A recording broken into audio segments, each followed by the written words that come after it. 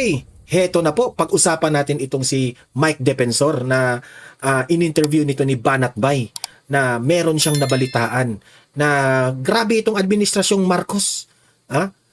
Plano na nila, ubusin itong Cayetano Black, aarestuhin na nila lahat para lang ma-impeach itong si BP Sara. Grabe yan.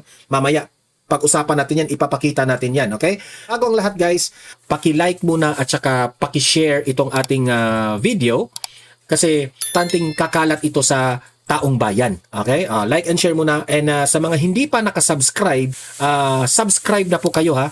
Kasi libre lang po ang mag-subscribe dito sa YouTube. Walang bayad yan. Okay? So, subscribe na po. Okay? So, ito po, ano? Without further ado, ay unahin muna natin itong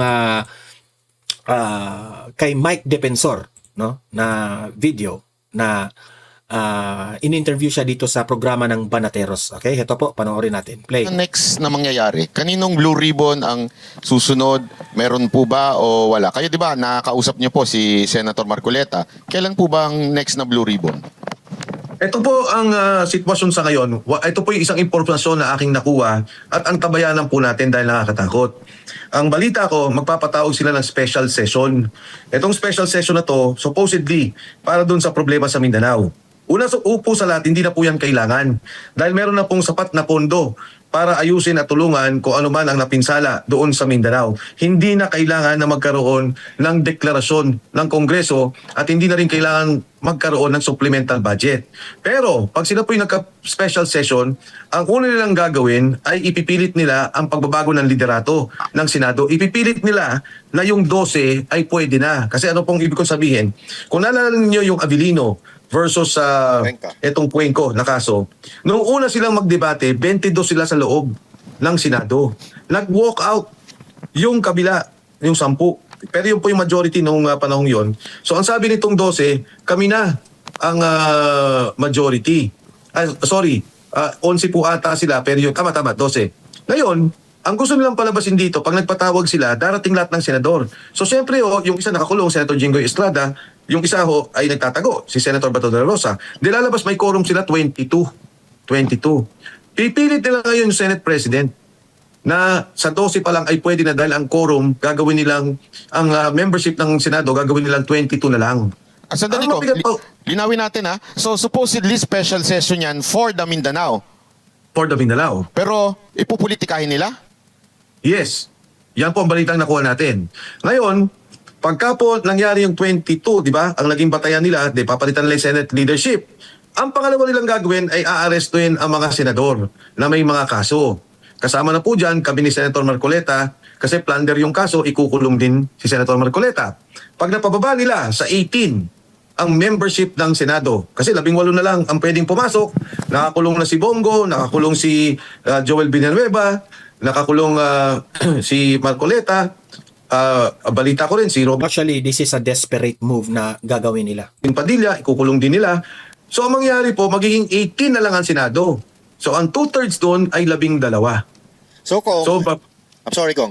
So ito, may kaugnayan pa rin ito sa impeachment ni BP Sara Duterte. Ano mangyayari? Kasi kailangan 16, di ba, bago ma-impeach si BP Sara Duterte. Paano? Pag naging 18 na lang sila, may pagbabago bang mangyayari doon? gusto nilang palabasin na 18 na lang ang total membership ng Senado. So pagka 18 na lang, pag ikay nakakuha ng 12, pwede na yung 2/3. Pagka 18 na lang, at meron kang 2/3 ng Senado, pwede mo na rin pagpalitan ang saligang batas. So, ito yung kabuwang lumalabas na kwento. Tingnan po natin at tambayanan natin kung ano mangyari. Pero linawin natin, wala namang lilipat from Cayetano Black to the BBM senators? Sa aking pagkakaalam, Banat, wala. Ang isang rason kung bakit hindi siguro nakumbinsa yung mga senador, kung naalala ninyo, di ba yung kaso kay Senator Bong Revilla ay kaso lamang na itinuro siya ni Yusek Bernardo. At dahil doon, nakulong na siya. Yung tatlong kasama o yung tatlong nagturo, siya lang ang nakulong, si Senator Bong Revilla. Sa Kongreso, bumoto ang tatlo, si Congresswoman Lani at yung dalawang anak na Revilla para sa impeachment ni Inday Sara. Ito naman ay narinig ko lang. Ito naman ay sa pagkakadinig ko lang. Ang pangako daw ay pababayagan na mabigyan ng bail si Senator Bong Revilla. Ang nangyari, hindi nabigyan. Hanggang ngayon nakakulong. Kaya palagay ko, yung mga senador na nandyan, nakikita nila, ay mahirap pala to. mabigat na kausap dahil yung pangako kay Bong Revilla hindi naman natuloy. May isa pang pangako ata na ako nadinig Pero ibubulong ko na lang sa inyo na hindi rin natupad. Nagagawin daw presiding officer ng impeachment yung bumaligtad. Ngayon, tila nag-announce na si Gatchalian daw ang magiging presiding officer. Sabihin, hindi na naman nila tinupad yung pangako nila. So parang nagkakaroon talaga ng pattern na puro pambubudol lang ang ginagawa. Yun din, narinig ko rin yan, maging sa Kongreso daw, yung ipinangakong ibibigay, naging hulugan na daw Kaya yun din ang nabidinig natin sa Kongreso. Pero yan naman ay mga kwento lang. Pero alam niyo ho, kahit na itong sinasabing pagpapalit sa Senado ng liderato sa special session, kahit ito'y kwento lang, ito po'y delikado kailangan nating antabayanan. Kasi pag ginawa po nila yan, pinalitan, pagkatapos nababoy na yung ating saligang batas, pagkatapos pating impeachment, ginulo na, nababoy na rin yung ating impeachment process, ang ating saligang batas, kawawa naman yung ating bansa. Yun nga yung corruption na nga, hindi na-resolve tapos patuloy pa rin ang pagyurak at pagwarak ng ating sistema ng gobyerno, ang ating mga institusyon, at ang ating saligang batas. Patuloy nilang tinatakpan ng katotohanan. Yun ang dapat nating labanan. Kung Mike, di ba sila ngayon ay naka-lockdown? Tama po. So, Tama po. biglang next week, pag may special session para kanilang ipatibay yung 12-0 nila na yon, magbiglang mag-o-open ang Senate. Wala na, clear na. Wala na security threat. Nawala bigla. Pambihira, Kakaiba talaga sa Senado, Talagang biglang Iba. nawawala pagka sa kanila.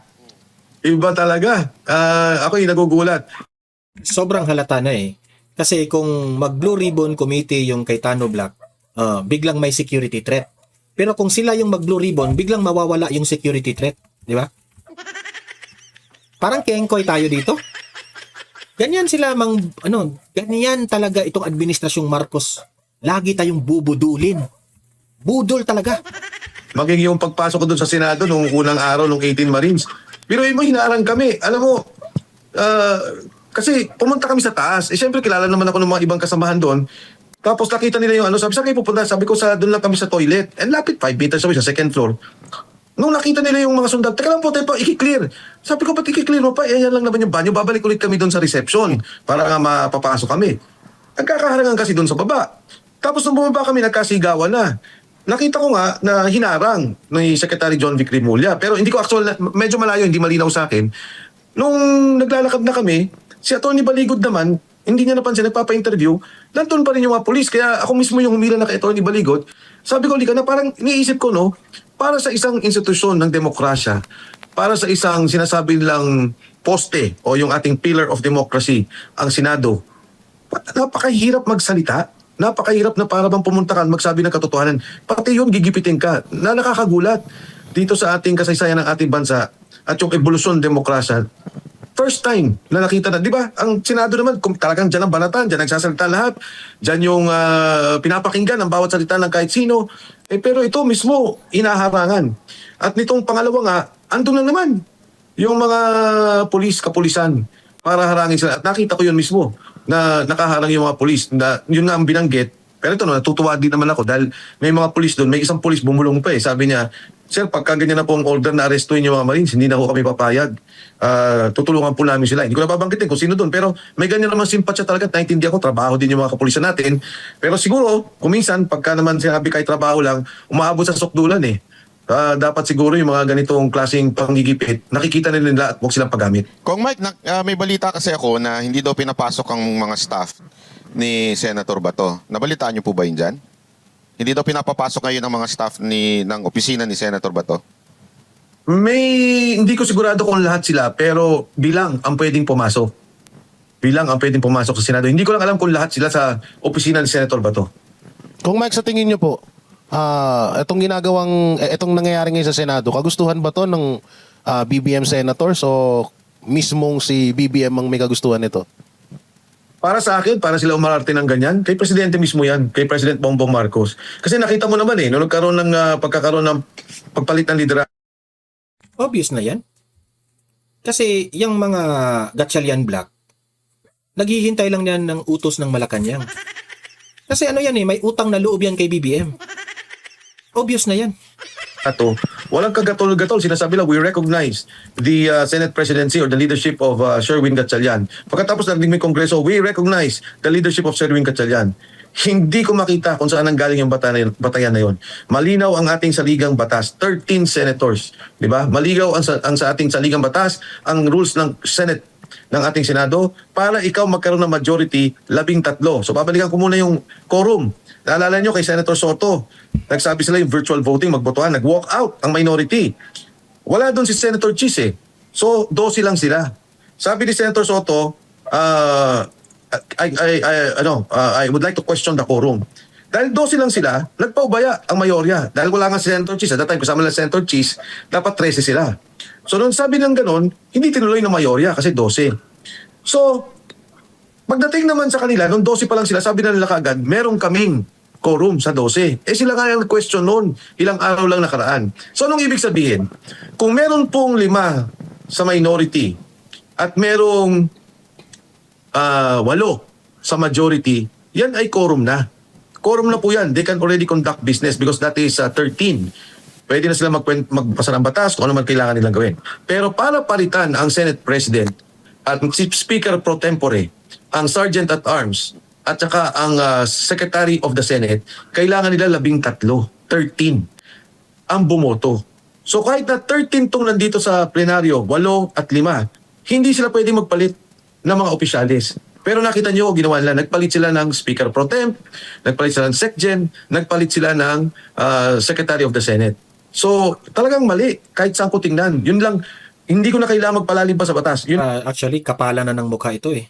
Pakapala na talaga ng mukha. lang rules ng Senado at yung rules ng ating yung ating konstitusyon at yung rules ng Senado, klaro na. Ang quorum is 13. So sa madaling salita kong, ngayon, ang dapat kilalaning Senate President is si Senator Cayetano pa rin. Pero Senator Cayetano. pero bakit kanina po parang yung trabaho, yung pirma ni Senator Cayetano, katulad halimbawa doon sa mga sweldo ng empleyado, si Senator Gatchalian ang pumirma. Valid po ba yun? Hindi pa yun. Etong ginawa nila ngayon na sinara ang Senado, yung pagpasok pa lang namin, sinara ng Sergeant at Arms, illegal po lahat yun. Dahil yung po lahat ay dapat nasa ilalim ng liderato ni Senate President Alan Peter Cayetano. Yung sinabi ni Senator Gatchalian na work from home, walang magtatrabaho dito, walang hearing dito. Illegal po yun. Lalo tigit pa yung sinasabi ninyong pagpirma sa sweldo. Dahil yan dapat kay Senate President Alan Cayetano yan. So ayan napakinggan po natin si Mike Defensor na ayan, ginagawa na nila ang paraan para hulihin na nila lahat ang Gatchalian, ang Cayetano Black. Hulihin na nila lahat. Kasi desperado na po ang Malacanang na matanggal na si VP Sara bilang Vice President at ma-impeach para hindi makatakbo sa 2028. O heto, panoorin natin kagad. Rekta na tayo dito kay Attorney Powa, dito sa kanyang interview dito kay Attorney Topacio. Ito po, panoorin natin ito kasi medyo maangang ito basta kasi Attorney Topacio. That's right. There Yan. from the Reverend ng ina. Congratulations for your new show. Ito. Salamat sa iyong pagpapaunlak sa aming payak na Siyempre. paanyaya. Paano ba naman ako hindi sa inyo? Salamat. Anyway, as is our protocol, ladies first. So, après-vous, madam. Yes, good afternoon ulit, Attorney Afternoon, Poe. Isa Ma'am pong Ina. karangalan ang mapanayam ka ngayong Nako, hapon. you're too kind.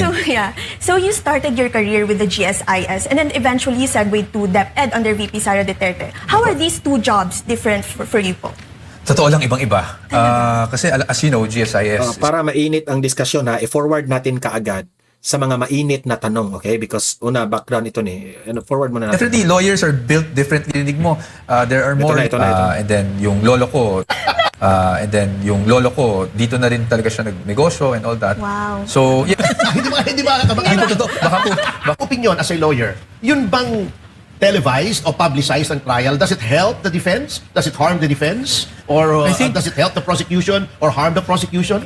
you know, I hope you don't think this is a safe answer, no? But kasi ito yung totoong nasa isip ko. Double-edged kasi Okay. na highly publicized ang isang trial. Why does it help? Kasi gusto nating maipakita sa taong bayan, sa mga Pilipino, na walang basihan yung naging mga paratang, aligasyon laban sa Vice Presidente for the past, I don't know, 2-3 years. No? Yes. But bakit double-edged? Kasi, syempre, nandun talaga yung tendency na trial by publicity talaga yung nangyayari. At as you know now, we have social media. Hindi katulad ng mga previous impeachments. Now we have social media. So, ibang opinion ang maririnig mo.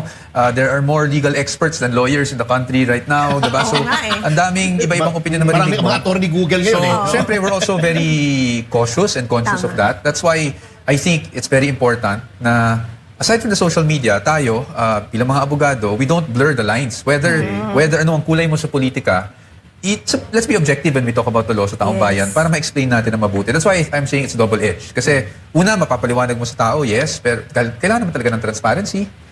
Pero pangalawa, medyo masasubject talaga ang isang respondent, katulad ng isang akusado, sa trial by publicity. So we're very conscious of that. Yan. Kaya importante yung transparency. Kaso may isang kaibigan ko, advocate siya ng transparency, but for women's clothing daw. Anyway, Nako, attorney. Sino kaya itong kaibigan yun na to? hindi ko nababanggitin. Baka mabash eh. Anyway, Ina, may tinatanong ko sa akin Oo, kanina. marami akong tanong, attorney. Huwag ka mag-alala. Hindi, may gusto akong lumabas na ngayon na tanong. Ano Kasi ba? tinatanong mo sa akin. Oh, sige. Para sa akin, kung ano mas mahirap. Sabi ko, itanong mo kay... okay. Itanong mo sa guest natin, wag sa akin. Ano pong mas mahirap? Sumagot sa media or sumagot sa nanay mo? Definitely sumagot sa nanay ko. Talaga. Kasi bago pa ako sumagot, alam na ng nanay ko yung sasagutin ko. Yung sasagot yun ko, naman diba? pala. So definitely sa nanay ko. Sa nanay niyo po. Oh, attorney. Oo, hindi. Baka marami ka na. Yung nabanggit kanina ni Michael, I'll just call you Michael, Opo, opo. Oo. Na yung defense team, na pag-usapan natin. So there are 19 ba na defense lawyers? 16. 16, oo. yan, sige. Plus ikaw, kasama ka naman doon sa 16. Opo, kasama na po. Oo. Alam naman natin na, well, I speak only for myself, may mga mababait na mga abogado, that lawyers have some of the biggest egos in the country. It's true. So, how are the dynamics, if you don't mind, in general terms? Paano kung may disagreement with respect to strategy, legal interpretation, etc.? Paano nyo nare-resolve? 16 lawyers kayo. Natural naman po yan. As you say, diba, you have 10 lawyers in the room, you have 12, 15 opinions. Diba? but I think what works is we're working with a law firm. No? Well, may sarili akong firm, but ako lang naman talaga yung main na nasa impeachment. And then we're working with Fortuna, Narvasan, Salazar. No? Yes, oo. So since may law firm ka, medyo it's different from putting 16 individuals together. Sa isang law firm, meron ng reporting lines dyan, may hierarchy na, kumbaga. So we just work within the Fortuna Narvasan system. Siyempre, si Sheila Season, who will be our lead counsel, really, is a partner in FNS. So siya talaga yung, kumbaga, lahat kami may opinion, but at the end of the day, lahat din kami, kung anong sabihin ng lead firm, no? Talagang we will just have to set aside the ego and just abide like kung anong direction ng team. But more importantly, I think everyone is passionate naman sa team to really just parang itabi muna natin yung mga ego natin. Ang kailangan natin dito is madepensahan ng vice-presidente. So it's easier said than done, but it's easier in our case kasi nga we're working with a law firm na meron ng, kumbaga hindi ka na maghanap sino magsusulat nito, sino magre-research nito. Meron na. And then it just comes up to us for May review. follow-up lang ako before we go to Ina's question. Nabanggit mo rin yung Fortuna Narvasa. I hope you don't mind this question. Wala bang awkwardness considering that Sig Fortuna is the brother-in-law of the Remulias? To be honest, wala. Because si Attorney Sig, before the defense team was formed, alam naman natin na yung background niya. And I believe in Attorney Sig. I sat down with Attorney Sig early on. And very professional yung tao. No? So siya naman talaga, alam naman natin mga abogado, hindi naman maiwasan yung conflict. Minsan may kamag-anak ka na ganito. Yes. No? But very professional naman siya. And I've seen how he's fought for his clients. And I'm confident that, and I've seen it actually, that he's doing the same for the Vice President. Okay. Ina. Yes po. Ito po, attorney, curious lang po kami. Bilang legal counsel po ni VP Sara Duterte, ano pong isang bagay na gusto po ninyong malaman ng publiko tungkol sa kanya? She's very different doon sa, I guess, pinoproject sa kanya sa social media. Diba? Yeah. Siguro dalawang bagay on the professional aspect. Very decisive yung ating Vice Presidente. No? Alam niya kung anong gusto niyang gawin para sa bansa. Alam niya kung anong gusto niyang Chief gawin of sa the old trabaho block niya. talaga. Oo. Visionary. And when she decides, yun na yun. Yun na yun. Very decisive. And you need that in a leader. Yes. No? So, on the personal level, ano siya, very simple person. And makulit din po. May mga ganun siyang Makulit. side. Yeah, makulit. Well, Very you would simple know, person. Ina. And I think it's really more of makikita mo siya bilang kung gaano siya kabuting tao, bilang Sobra. kaibigan at bilang isang ina. Yun talaga. Tulad nung ginawa po niya kay Attorney Zulaika Lopez, talagang hindi niya iniwanan. Ay, oo, Ganun grabe talaga. yun. Grabe Hindi yun. Doon ako Nakakaway pa siya. namangha Oo. talaga sa She really kanya. values the people who work with her. Yes, tama. And kaya kumbaga hindi ka magdadalawang isip na to stick with her all throughout dahil nakita mo talaga yung sincerity niya sa tao. speaking of VP Sara, nandiyan na rin tayo sa topic na yan. Without going to any privileged information, is there any particular conversation na pwede mo i-share sa amin na that has stuck to your mind na tumatak sa iyong isipan with respect to VP Sara? It's more of the private conversations that we have. Without revealing anything. More on the personal level siguro. Yun yung masasabi ko. Kasi nga, ang parat kong sinasabi is, iba siya eh. Doon sa mga pinoportray sa kanya sa SOCMED or sa TV, yung pag may problema ka, she will really listen. So, pag nagsasabi ako ng problema kong personal, she will really listen, give me advice, and help me accept things the way they are now. Pati ba love life? Sinishare niyo po ba ang Pati love life, actually. So pwede din pala siyang love guru din pala. Love guru. Love life. I agree sa sinabi po ni Attorney Powa. She's really a good listener. Naalala ko nung nag-lunch po tayo, Attorney. Talagang nakikinig siya sa'yo. Yes, yung Salmo 109. Talagang nakatingin si VP Sara sa kanya. Nakikinig po talaga siya. She's talking about yung lunch nung after nung araw ng Davao. Yes. No, but she is. Singit ko lang siguro to. She is. And nung nasa DepEd nga kami, ang gusto niyang gawin is really to go down to the school level para kausapin yung mga teachers kung ano talaga yung problema nila. Kasi nga, may ang laki ng DepEd na sometimes yung genuine concerns hindi na umaabot sa central office. So yun yung talagang ginagawa niya nung nasa DepEd kami. Yes. Well, anyway, may question kami, medyo personal. Okay lang. Sabi mo naman may loved one ka. Oo. Anong mas masakit para sa'yo? Matalo sa korte o matalo sa argumento with your loved one? Attorney Ferdy, I think we'll both agree. Siyempre, matalo sa argumento with your loved one. Bakit? Kasi sa loved one, wala ka ng motion for reconsideration, final and executory ka agad. Ayun. Tama naman. Do you agree, Ina? Hindi ako makarelate, Attorney. Wala kasi akong boyfriend. Ganun ba? Ayan, in-announce mo pa talaga, no? Ayan, naku, lagot ka. News of global significance. Naku, in-announce mo, maraming magme-message sa'yo. Naku ka ngayon. Naku ka. Sorry na. Anyway, go ahead. Ang daming mong dinis ng questions I also heard, Attorney, that you, nag-aral ka po sa Australia. Opo, Ay, nga pala, no? Oo, diba? For my undergrad. Oo. For my undergrad. And then Opo. you both majored in creative arts and Italian Yes, studies. Does yes. that also mean you speak Italian? Yes. Really? I Saan speak ka naman Italian. dyan, Attorney? Anong gusto mo sabihin? Halimbawa, nililigawan mo si Ina. Uy, grabe Galing naman. Kamusta lang? Kamustahan lang. Okay. Attorney naman.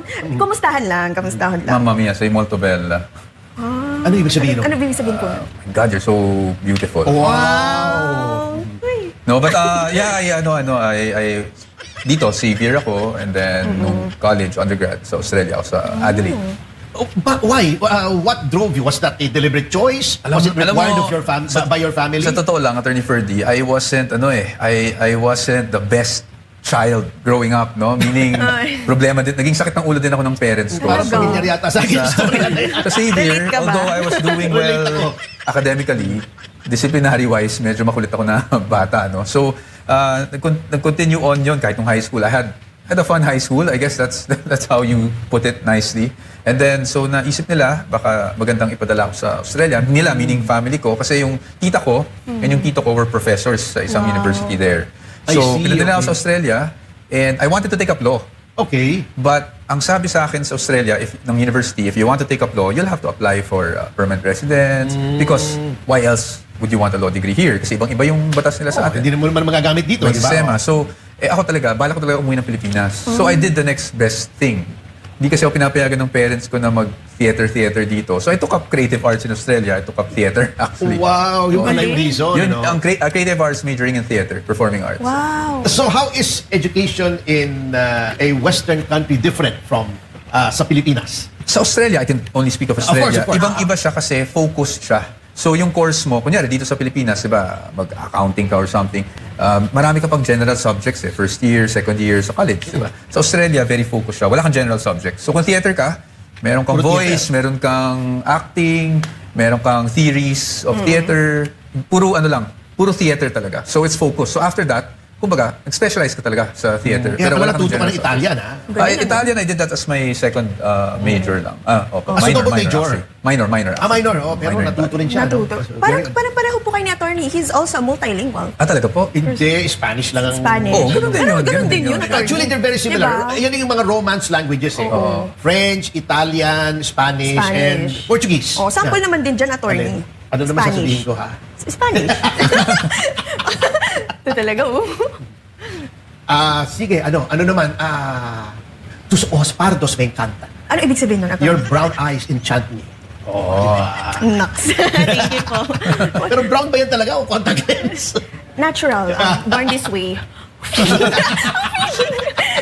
Questions. Okay, so, attorney po, we know so little about your personal life. Would you care to share or to keep things in private?